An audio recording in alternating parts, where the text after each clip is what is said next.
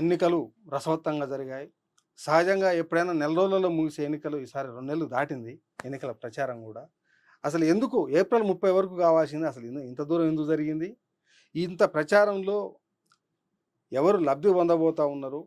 4వ తారీఖు నాడు ఎవరు ప్రధానిగా ఈ దేశాన్ని పరిపాలించబోతా ఉన్నారు? ఈ దేశ ప్రధాని రాహుల్ గాంధీ కాబోతున్నారు 4వ తారీఖు నాడు. ఇండియా కూటమి అధికారంలోకి రాబోతున్నది. భారీ మెజారిటీతోని 300లకు పై సీట్లతోని ఇండియా కూటమి అధికారంలోకి రాబోతున్నది. దానికి ప్రధాన కారణం గత 10 సంవత్సరాలకు అధికారంలో ఉన్నటువంటి మోడీ గారి పాలనా వైఫల్యం.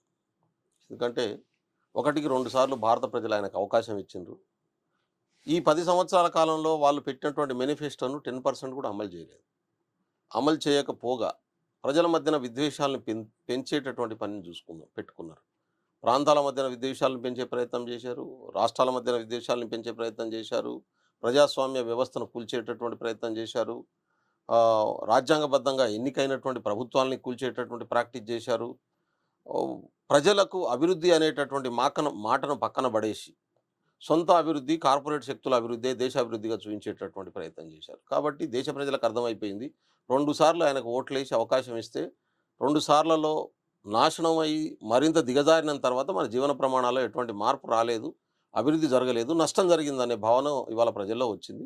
ఆ విషయాన్ని విస్తృతంగా ప్రజల్లో తీసుకెళ్లగలిగినటువంటి ప్రయత్నం చేశాము. అది రాహుల్ గాంధీ గారి భారత్ జోడో యాత్ర కావచ్చు, ఆ తర్వాత జరిగినటువంటి న్యాయయాత్ర కావచ్చు. ఈ యాత్రల ద్వారా పూర్తిగా ఈ దేశంలో ఉన్నటువంటి సామాన్యుడి దాకా ఈ దేశంలో జరుగుతున్నటువంటి కార్పొరేటీకరణ, పెట్టుబడిదారుల ప్రయోజనాల కోసం కేంద్ర ప్రభుత్వం పనిచేస్తున్నటువంటి తీరు, లక్షల కోట్ల రూపాయలు పెట్టుబడిదారులకు ఉచితంగా ఆయాచితంగా ఇస్తున్నటువంటి తీరు, సామాన్యుడికి ఇచ్చేటటువంటి కాడికి వస్తే రివర్స్గా ప్రభుత్వం వ్యవహరిస్తున్నటువంటి తీరును, నిరుద్యోగ సమస్యకు కారణం, ఆర్థిక వ్యవస్థ కుప్పకూలిపోవడానికి కారణం, ఈ దేశంలో కరోనా వస్తే ఆదుకోలేనటువంటి శాతగాని ప్రభుత్వం ఎట్లా ప్రయత్నం చేసేది మీరు ఆర్థిక వ్యవస్థ కుప్పకూలిందని మాట్లాడుతున్నారు. ప్రపంచంలోనే 5వ ఆర్థిక వ్యవస్థ అభివృద్ధి చెందింది భారతదేశం అని వాళ్ళు చెప్తా ఉన్నారు. మేము రామరాజ్యాన్ని తీసుకొచ్చాం, అందుకే ఆర్థిక వ్యవస్థ పెరిగిందని మాట్లాడుతున్నారు. మీరు పూర్తి భిన్నంగా మాట్లాడుతారు. ఆర్థిక వ్యవస్థ కుప్పకూలిందని మాట్లాడుతారు. ఆర్థిక వ్యవస్థ బాగా వస్తే నిరుద్యోగ సమస్య 45 సంవత్సరాల క్రితంలో ఉన్నవాడు స్థాయికి ఎందుకు ఎలిగింది? ఆర్థిక వ్యవస్థ అద్భుతంగా ఉంటే ఇవాళ 80 కోట్ల మందికి నిత్యావసర సరుకులు సప్లై చేయాల్సిన పరిస్థితి ఎందుకు వచ్చింది? ప్రతి 80 కోట్ల మందికి 5 కిలోల చొప్పున బియ్యం ఇస్తామని చెప్పి కేంద్ర ప్రభుత్వమే చెప్తుంది కదా.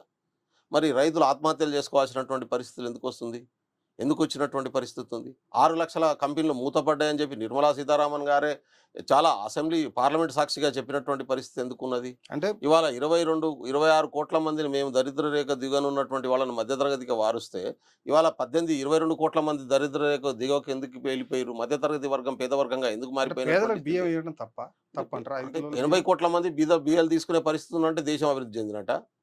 పేదలను పేదరికాన్ని నిర్మూలించేటటువంటి పథకాలు తీసుకురావాల్సిన ప్లేస్లో బియ్యం అనేటటువంటిది తాత్కాలికంగా ఉపశమనం కల్పించేటటువంటి అవకాశం ఉన్నటువంటి ఒక స్కీము. దాన్నే వ్యతిరేకించట్లేదు. కానీ 80 కోట్ల మంది బియ్యం తీసుకునేటటువంటి స్థాయికి దేశాభివృద్ధి చేసిరంటే పేదల సంఖ్యను పెంచినట్టే కదా. ఉద్యోగాలు ఎంతమందికి కల్పించారు? 60,83,000 కోట్ల ఉద్యోగాలు ఖాళీగా ఉన్నాయని చెప్పి వాళ్ళ ఎంపీ వరుణ్ గాంధీ చెప్తా ఉన్నారు. 60 లక్షల కేంద్ర ప్రభుత్వ రంగ సంస్థల్లో ఉన్నటువంటి ఉద్యోగాలు ఎందుకు భర్తీ చేయలేదు? మేము నిన్నటిదాకా లెక్కలని దొరకగా 30 లక్షల ఉద్యోగాలు ఖాళీ ఉన్నాయి అనుకున్నాం.